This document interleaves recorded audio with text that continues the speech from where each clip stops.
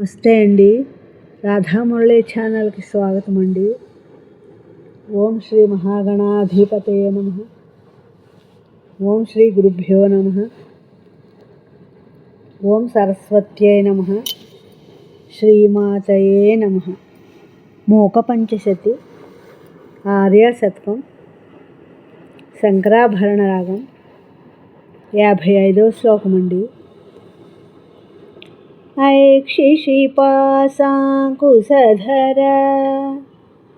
హస్తాంతం విస్మయార్హవృత్తాంతం అధికాంజీ నిగమవాచాం సిద్ధాంతం శూలపాణి శుద్ధాంతం ఐక్షిషిపాశాంకుశధర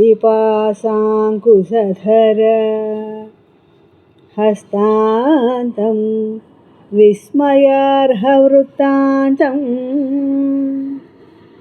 అధికాంజీ నిగమవాచాం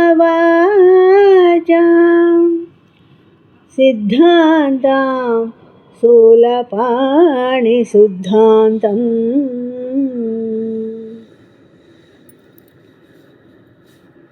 ఈ శ్లోకం యొక్క భావం అండి. తన ముంజేతులలో పాశము అంకుశము ధరించినది, ఆశ్చర్యాన్ని కలిగించే ఎన్నో మహిమలు కలిగినది, వేద వాక్యాల సిద్ధాంత సారమైనది, శూలాన్ని ధరించే శుద్ధమైన శంకరుడి భార్య అయిన కామాక్షిదేవిని కాంచీ నగరంలో చూశాను.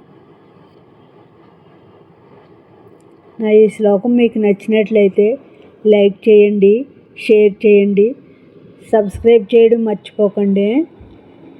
మీ రాధ.